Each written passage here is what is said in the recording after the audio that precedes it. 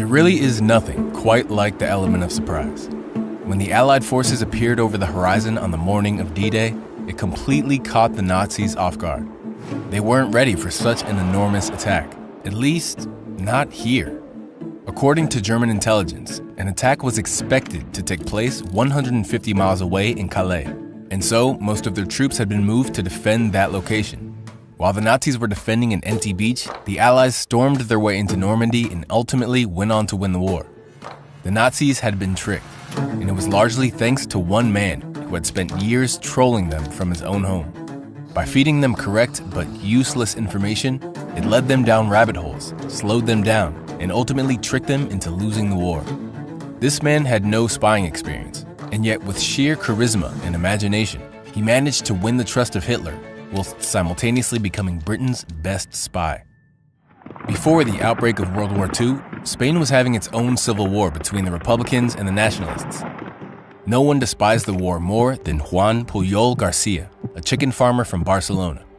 His farm was taken by the government, his mother and sister were kidnapped, and he himself was forced to fight. He hated the extremism of both sides, so when World War II came along, he was determined to do something to stop the Nazis. He went to the British embassy in Madrid and offered to start spying on the Germans. But the Brits were suspicious and turned him down. And so Pujol had to come up with a different tactic.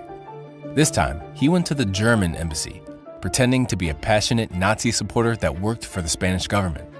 At the time, the Germans didn't have a reliable spy network in Britain, and so they desperately needed all the help they could get.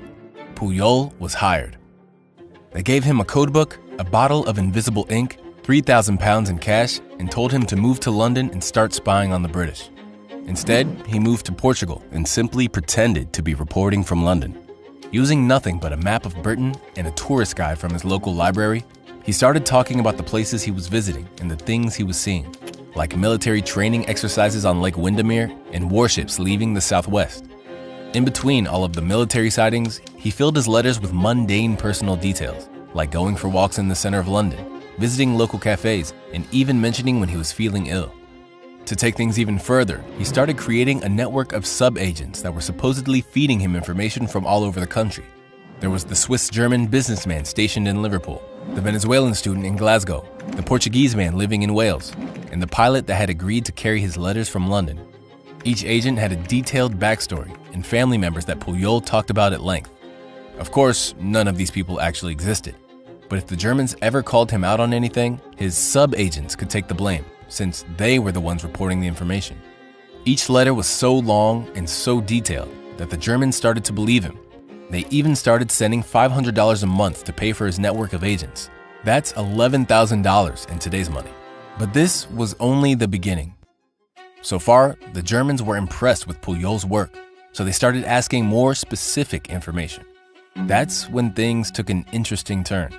In his third letter, Pujol sent this report back to the Germans. A convoy of 18 ships left the port of Liverpool on the 28th of March. They were headed for the island of Malta. Although Pujol made the whole thing up, by sheer coincidence, a fleet of warships had actually left Liverpool around the same time. But before his letter ever reached the Germans, it was intercepted by Britain's intelligence agency, MI5, sending them into panic mode. A full-scale manhunt was launched to try to track down this mysterious network of spies, but unsurprisingly, they found nothing. It wasn't until they really started reading through Pujol's letters that they saw something odd. According to one of Pujol's agents, people in Glasgow will do anything for a liter of wine. This sentence gave it all away. A liter of wine? This really didn't reflect the typical Scottish drinking habits, and Britain never used the metric system. The Brits then learned that the Germans had actually wasted time and resources trying to hunt down Pujol's fake convoy of ships heading to Malta. It became clear that whoever was writing these letters, they were feeding the Nazis false information to confuse them, and it was working. MI5 were so impressed that they tracked down Pujol and decided to turn him into a real British spy. And in April 1942, Pujol moved to London for real and was given the codename Garbo. Now, with access to real military information, he was about to take his trolling to the next level. The Allies were planning to launch a surprise attack on the north coast of Africa, where Nazi forces were gaining power. And so, over the next few months, Garbo started dropping very specific hints, suggesting that an attack was instead being planned for Norway. One of his agents saw military mountaineering drills taking place and Canadian troops gathering in the east of Scotland. Another agent heard rumors of Russian troops advancing westward. Without ever mentioning Norway, he gradually painted the picture that it was the likely target, drawing the attention away from Africa. Hitler himself was particularly worried about this attack and ended up moving hundreds of thousands of troops to protect the Norwegian borders. Garbo's next move was a stroke of genius. With the African invasion set to take place on the 8th of November, Garbo wrote another letter to the Germans, this time detailing exactly how the Allies were going to carry out the attack. He dated the letter the 1st of November, but purposely held onto it for another week. The letter arrived in the hands of the Germans on the 9th, but it was too late. The day before, the Allied forces invaded the North African coast with over 100,000 men. The letter had all the correct details of the invasion, but it was simply too late to be of any use. The Germans, however, were amazed by Garbo's work and replied, "We are sorry it arrived too late, but your last report was magnificent." Over the next several months, Garbo continued adding more members to his network, bringing the total to 27 spies. Of course, all of these agents had to be paid, and by the end of 1943, the Germans were sending Garbo over $100,000 a month to fund his network. They were so pleased with the information that he was providing that they stopped hiring new spies in Britain.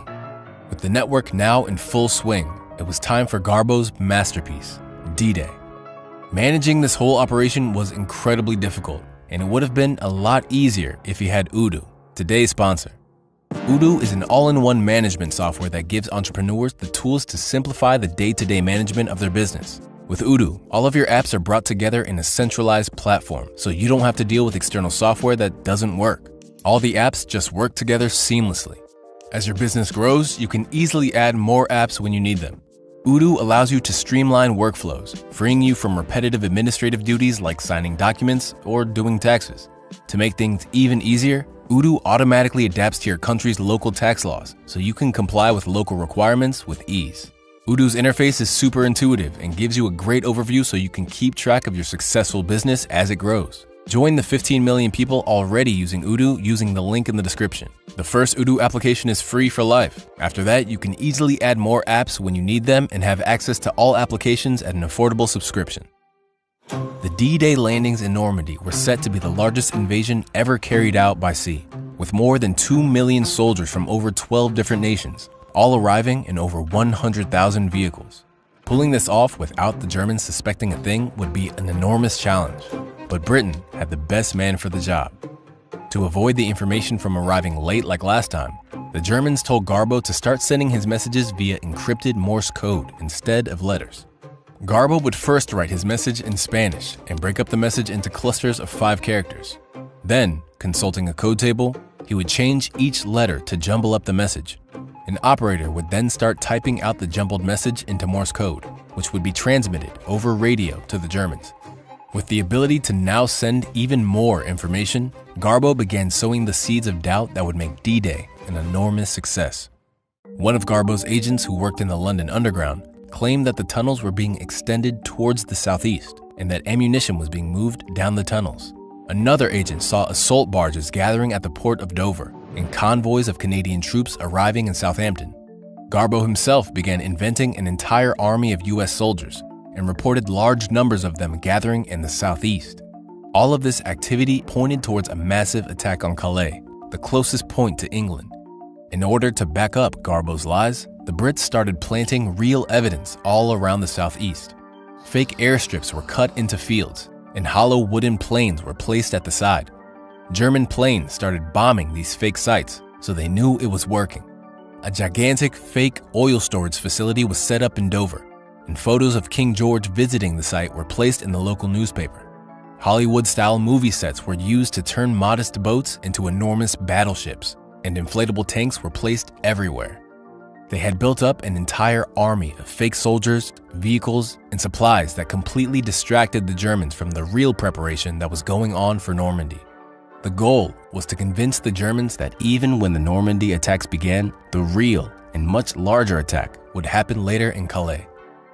Amazingly, the British intercepted a conversation between Hitler and a Japanese ambassador, where Hitler mentioned that the first attack was going to be a decoy and that they were really preparing for the second attack elsewhere. By this point, it was clear that Garbo's messages were now landing directly on Hitler's desk, and he was believing everything. Whenever Garbo told them about movement in the southeast, the Nazis would move the pin on their map. They made the crucial decision to move hundreds of thousands of troops to defend Calais. That was hundreds of thousands of troops that wouldn't be in Normandy. June 5th, one day before D-Day. Although the German radio operators usually signed off at 11:30, Garbo insisted that tonight they should listen out for a message at 3 a.m. Big news was expected from one of his sub-agents. At 3 a.m., Garbo reported that vomit bags and rations had been handed out to soldiers. This could only mean one thing: the attack was about to happen. But hours went by and no response was received. The Germans had gone to sleep. The Allies rocked up to Normandy at 6:30, completely undercover, outnumbering the Germans by more than 3-1. It was a brutal day, but the Allies managed to secure their entrance into France, and over the next 6 weeks, continued piling troops, vehicles, and supplies in through the beaches of Normandy. Amazingly, the Nazis refused to move more troops to Normandy, and in fact, ended up sending more to defend Calais, waiting for the second attack that would never come. Every letter, every detail, every lie, and every truth had bamboozled the Germans, and it allowed the Allies to recapture Europe and win the war. Despite the defeat, Hitler was so impressed with Garbo's messages that he was awarded the Iron Cross. At the same time, Britain awarded him an OBE, making him the only person to receive war medals from both sides of the same war. After the war, Pujol feared that the Nazis would be looking for him, and so he faked his own death and moved to Venezuela. And just like that, he was gone. Amazingly, this whole story would have never been told if it hadn't been for Nigel West, a writer from London. He was determined to track Garbo down, and so he got hold of a Barcelona phone directory and called every Juan Garcia in the area. As you can imagine, there were many. Eventually, one of Garbo's nephews picked up the phone and helped him make contact with Garbo. 40 years had gone by, but after a lot of convincing, Garbo eventually agreed to come over to Europe, where he visited Normandy and realized just how many lives he had saved. Jo no volia lluitar amb les armes, perquè les armes són contràries a meu. Jo vaig fer la guerra i tinc l'orgull de dir que no vaig disparar un sol tiro. És que baix la meva consciència no hi ha cap mort.